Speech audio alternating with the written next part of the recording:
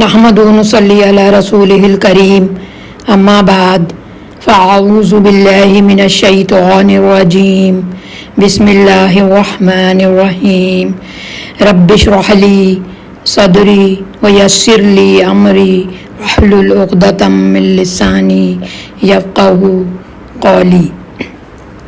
السلام علیکم اللہ والوں، اس دنیا کی کہانی جو ایک سانس کے فاصلے پر ہے، موت وہ منزل جس سے آئے دن ہمارا گزر ہوتا ہے۔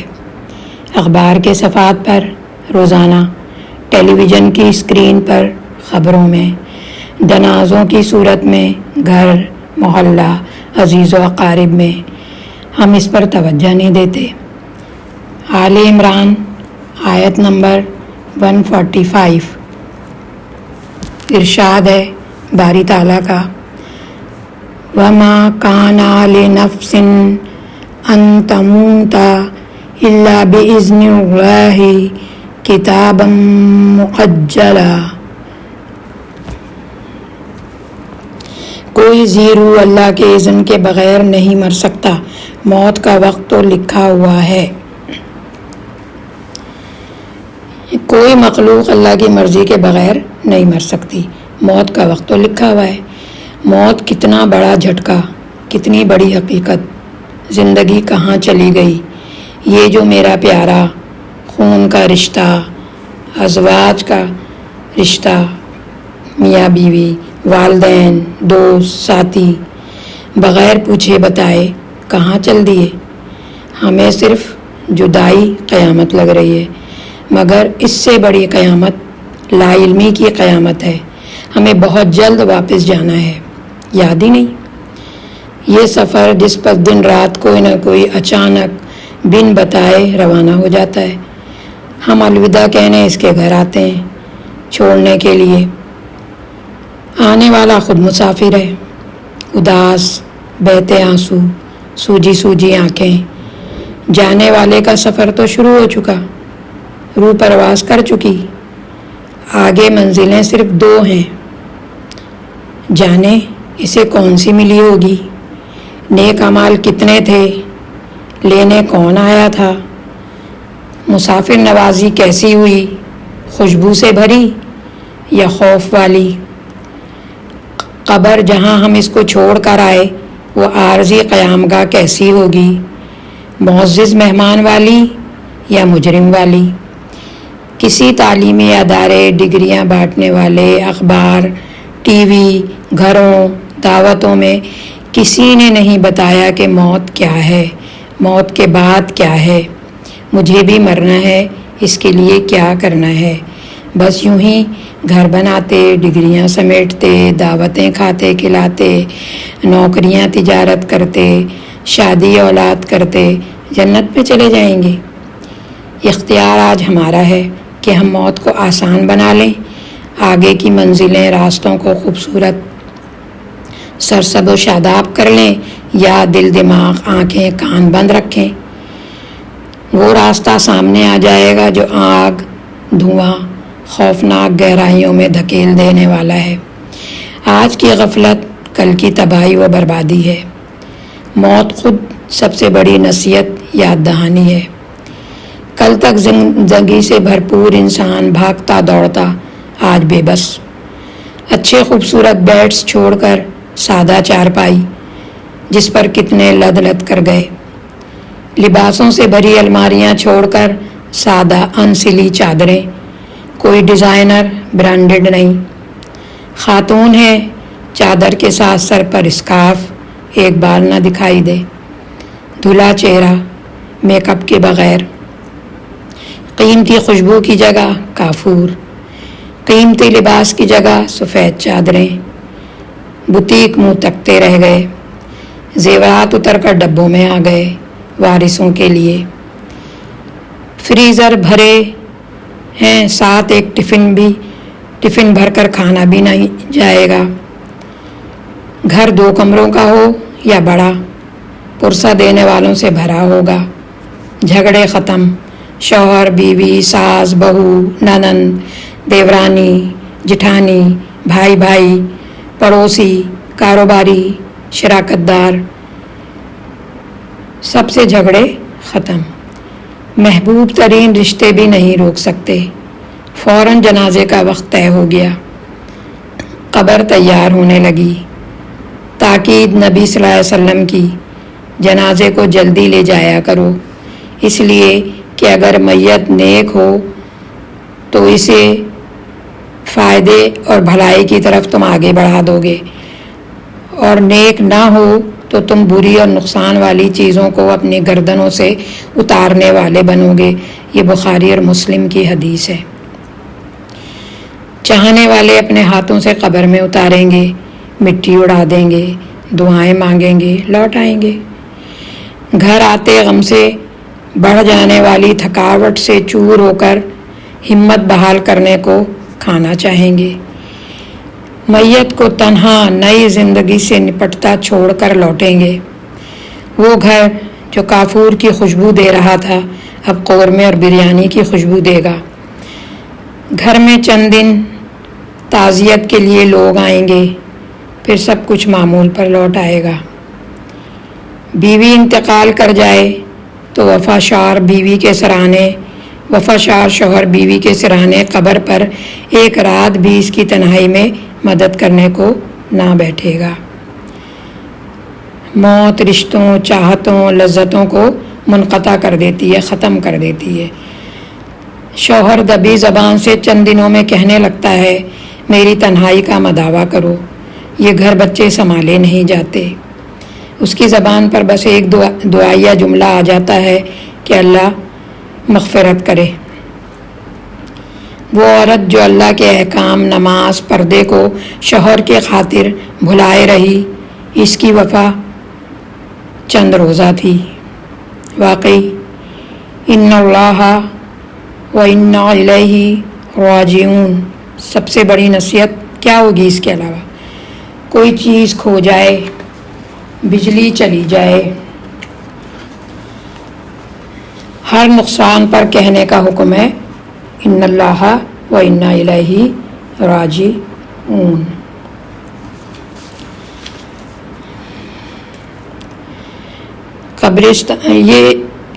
قبرستان آبادیوں کے بیچ، شہروں میں ہوں یا سفر کرتے ہوئے راستوں میں، ہم کہتے ہیں السلام علیکم اہل الدیار، اہل قبور، من المؤمنین والمسلمین، وانا انشاءاللہ بکم اللہ حقون، اصال اللہ لنا ولکم العافیہ۔ سلامتی ہو تم پر اے اس بستی کے رہنے والے اطاعت گزار مومنوں، انشاءاللہ ہم بھی بہت جلد تم سے آ ملنے والے ہیں۔ ہم اپنے اور تمہارے لیے خدا سے دعا کرتے ہیں کہ وہ اپنے عذاب اور غضب سے بچائے اور عافیت عطا فرمائے، آمین۔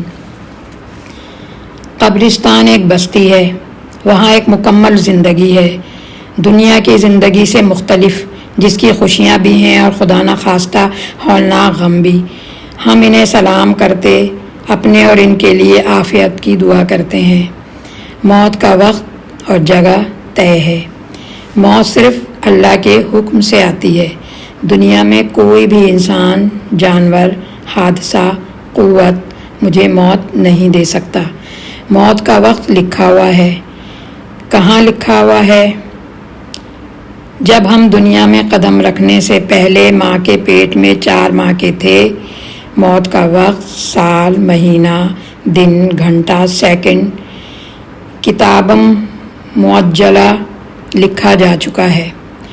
نہ اس مقررہ وقت سے لمحہ پہلے موت آ سکتی ہے اور نہ لمحے بعد۔ موت کا خوف ہٹا کر تیاری کی فکر کریں۔ آئی ہوئی موت کو روکا اور ٹالا نہیں جا سکتا۔ نہ جانے والا جانے سے انکار کر سکتا ہے، نہ چاہنے والے روک سکتے ہیں۔ یہ تقدیر پر ایمان ہے مطمئن، یہ تقدیر پر ایمان ہے جو ہمیں مطمئن اور پرسکون کر دیتا ہے۔ یہ شیطانی وسوسے ہیں کہ نہ جاتا تو یہ حادثہ نہ ہوتا، فلاں اسپتال فلاں ڈاکٹر کے لے جاتے تو نہ مرتا۔ یہ وہ گفتگو ہے جس پر اللہ ٹوک کر ہمیں حقیقت بتاتا ہے سورہ آل عمران 156 کے اندر۔ یا ایھا الذین آمنوا لا تکونوا کالذین کفروا وقالوا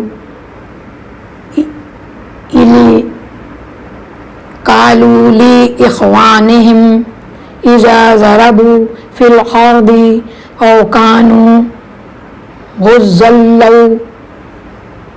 غزا لو كانوا عندنا ما ماتوا وما قتلوا ليجعل الله ذلك حسرة في قلوبهم والله يحيي ويميت واللہ بما تعملون بصیر۔ اے لوگوں جو ایمان لائے ہو، کافروں کی سی باتیں نہ کرو جن کے عزیز و اقارب اگر کبھی سفر پر جاتے ہیں یا جنگ میں شریک ہوتے ہیں اور وہاں کسی حادثے سے دوچار ہو جاتے ہیں تو وہ کہتے ہیں کہ اگر وہ ہمارے پاس ہوتے تو نہ مارے جاتے اور نہ قتل ہوتے۔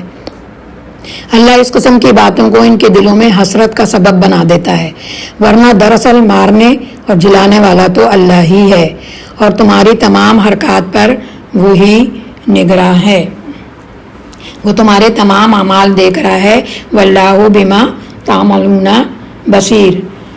پھر اسی طرح سورہ نساء کی آیت نمبر 78 میں اللہ تعالیٰ کا ارشاد ہے، اینما تکونوا یدرککم الموت ولو کنتم فی بروج مشیدہ۔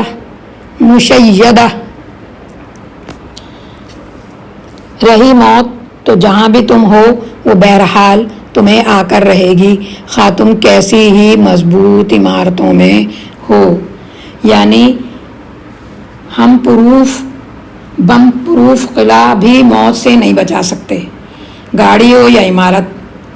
بلٹ پروف تو ہو سکتی ہے، ملک الموت پروف نہیں۔ پھر اسی طرح اولاد کی جدائی کے بارے میں ہے کہ والدین کے لیے اولاد کی جدائی سب سے بڑا غم، اس سے بڑا کوئی غم نہیں، لیکن یہ جدائی عارضی ہے۔ غم جتنا بڑا، صبر جتنی مشکل، اجر اتنا زیادہ۔ رسول اللہ صلی اللہ علیہ وسلم نے فرمایا، جب بندے کی کوئی اولاد فوت ہوتی ہے تو اللہ تعالیٰ فرشتوں سے پوچھتا ہے کہ تم نے میرے بندے کی اولاد کی جان لے لی؟ وہ جواب دیتے ہیں کہ ہاں۔ پھر اللہ پوچھتا ہے کہ میرے بندے نے کیا کہا؟ وہ فرشتے جواب دیتے ہیں کہ اس نے تیری حمد پڑھی، تیری تعریف کی، یعنی الحمدللہ کہا اور انا للہ و انا الیہ راجعون پڑھا، تو اللہ فرماتا ہے کہ میرے بندے کے لیے جنت میں گھر بنا دو اور اس گھر کا نام بیت الحمد رکھو۔ یہ ترمذی کی حدیث ہے۔ آنسو بہنے فطری ہیں۔ نبی کریم صلی اللہ علیہ وسلم کے صحابزادے نبی صلی اللہ علیہ وسلم کی گود میں تھے اور جان نکلنے کا عالم تھا، جان کنی کا وقت تھا۔ یہ منظر ایسا تھا کہ نبی کریم صلی اللہ علیہ وسلم کی آنکھوں سے آنسو ٹپکنے لگے۔ فرمایا، اے ابراہیم، ہم تیری جدائی سے غمگین ہیں، غمزدہ ہیں، مگر زبان سے وہی نکلے گا جو پروردگار کی مرضی کے مطابق ہوگا۔ یہ مسلم کی حدیث ہے۔ نوحہ اور بین کی ممانعت ہے۔ دو آوازوں پر دنیا اور آخرت دونوں جگہ لعنت کی گئی ہے۔ ایک آواز وہ ہے جو خوشی کے موقع پر آلات موسیقی کے ذریعے نکالی جاتی ہے، دوسری وہ آواز ہے جو مصیبت کے موقع پر غم پر اونچی آواز سے رونے کی ہوتی ہے۔ یعنی دونوں آوازوں پر حدیث کے اندر لعنت کی گئی ہے، ایک موسیقی کی آواز جو خوشی کے موقع پر ہو اور ایک چیخ چیخ کے رونے کی آواز، اونچی آواز میں رونا جو غم کے موقع پر۔ آپ صلی اللہ علیہ وسلم نے فرمایا، لوگوں کے لیے دو باتیں کفر کا باعث بنتی ہیں، ایک نسب کے بارے میں تانا زنی کرنا اور دوسری میت پر نوحہ کرنا، یعنی چیخنا چلانا رونا زور زور سے۔ یہ مسلم کی حدیث ہے۔ ایک اور روایت میں ہے کہ نوحہ کرنے والی یعنی چیخ چیخ کر رونے چلانے والی عورت اگر اپنی موت سے پہلے اس گناہ سے توبہ نہ کرے تو قیامت کے دن اس حال میں اٹھائی جائے گی کہ اس کا لباس پگھلے ہوئے تانبے یا تارکول کا ہوگا اور اس کا کرتا زنگ آلود اور خارش والا ہوگا۔ یہ مسلم کی حدیث ہے۔ اسلام ایک مکمل دین ہے۔ ہمیں نبی صلی اللہ علیہ وسلم نے زندگی گزارنے کا ہر پہلو سکھا دیا۔ غم، خوشی، معاشرت، معاملات، رسم و رواج تک کی مفصل ہدایت ہمیں مل چکی ہے، قرآن کے ذریعے بھی اور نبی کریم صلی اللہ علیہ وسلم کی احادیث اور سنت کے ذریعے بھی۔ غیر اسلام جاہلیت کے کسی طور طریقے یا رسم کی گنجائش اللہ اور نبی صلی اللہ علیہ وسلم نے ہمارے لیے نہیں چھوڑی۔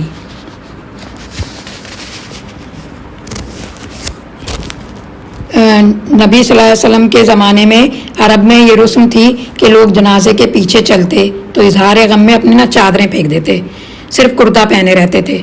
تو آپ صلی اللہ علیہ وسلم نے لوگوں کو ایک بار ایسا کرتے دیکھا تو فرمایا جاہلیت کی رسم اختیار کر رہے ہو؟ پھر فرمانے لگے میرے جی میں آیا کہ تمہارے حق میں ایسی بد دعا کروں کہ تمہاری صورتیں ہی مسخ ہو جائیں یعنی بگڑ جائیں۔ لوگوں نے اسی وقت اپنی اپنی چادریں اوڑھ لیں، پھر کبھی ایسا نہ کیا۔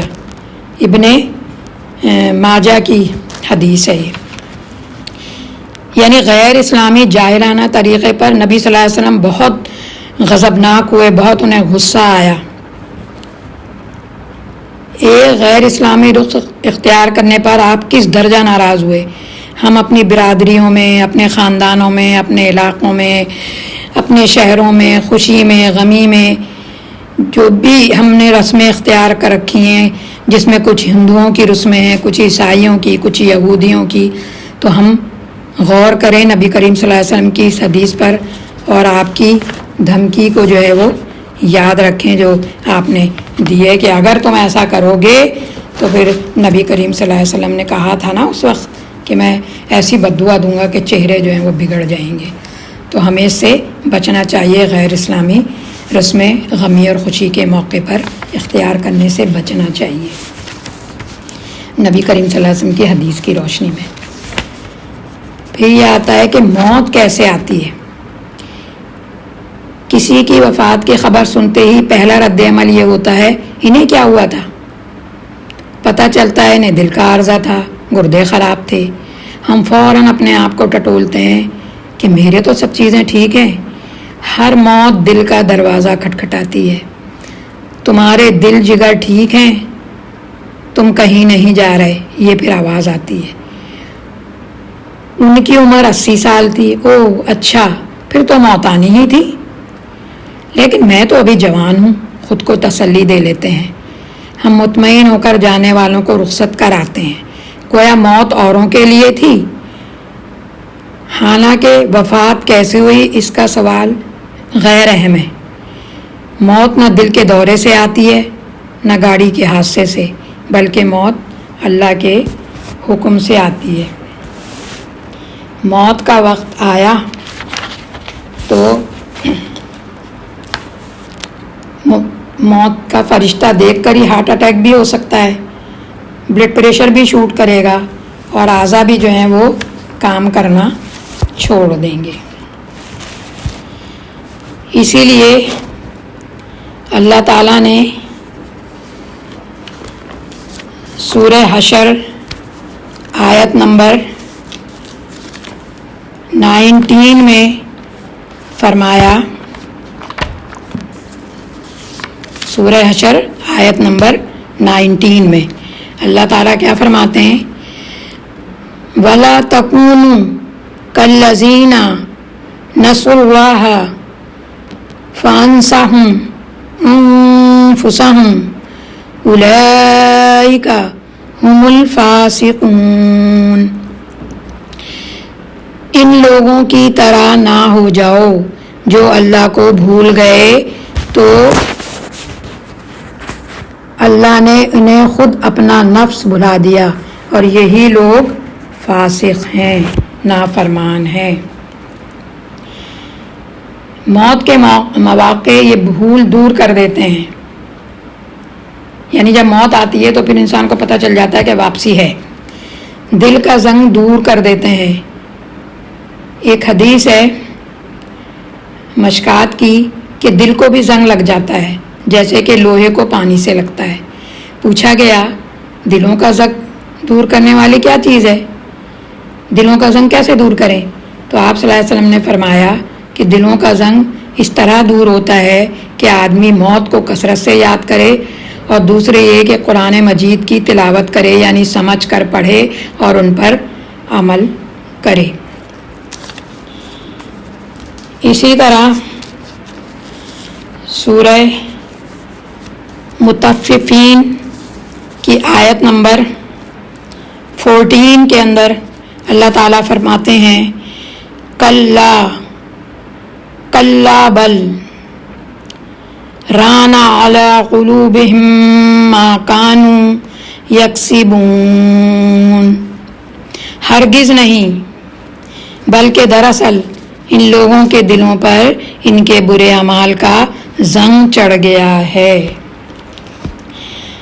یہ زنگ ہماری نگاہوں پر پردہ ڈال دیتا ہے. زندگی بعد موت، رب سے ملاقات اور قبر کے اور اگلے مراحل کو ہم بھول جاتے ہیں. موت پر جانا ہمارے دل کا زنگ جو ہے وہ دھو ڈالتا ہے. نبی صلی اللہ علیہ وسلم نے تو ہمیں بتایا کہ لذتوں کو توڑنے والی چیز موت کو یاد کرو. گھروں میں ہم موت کا تذکرہ پسند ہی نہیں کرتے. سفر پر جاتے ہوئے اگر کوئی ہمیں وصیت کرے تو ہم اس کے منہ پر ہاتھ رکھ دیتے ہیں، کوئی اچھی بات کریں، حالانکہ موت اپنے گھر واپسی ہے. اپنے محبوب رب کی طرف واپسی. گندی میلی کچیلی آزمائشوں، امتحانوں، دھوکے فریب سے بھری دنیا چھوڑ کر اپنے دوست کے قرب میں ٹھکانہ کر لینا ہے. اور آگے جنت ہمارے ہی لیے، جیسا کہ ہر مسلمان سمجھتا ہے. بغیر تو پھر واپسی میں پھر کیوں پریشان ہے؟ جب کہتے ہیں جنت ہمارے لیے تو پھر واپسی کے لیے کیوں پریشان ہے؟ اللہ کی طرف جانے کے لیے یا موت سے کیوں ڈرتے ہیں؟ باغوں راحتوں کی عافیت بھری شاندار محلات، ٹھاٹ باٹ والی دنیا، اگر جنت پکی ہے تو پھر ٹھیک ہے، پھر اس میں جانے کی تیاری کرو. اور اگر جنت پکی نہیں ہے تو پھر موت یاد دلاتی ہے کہ نیک کام کرو، قرآن اور سنت اور حدیث کے مطابق محنت کرو، کوشش کرو، تاکہ ہمیشہ کی جنتیں جو تمہاری منتظر ہیں وہ تمہیں مل جائیں. اسی طرح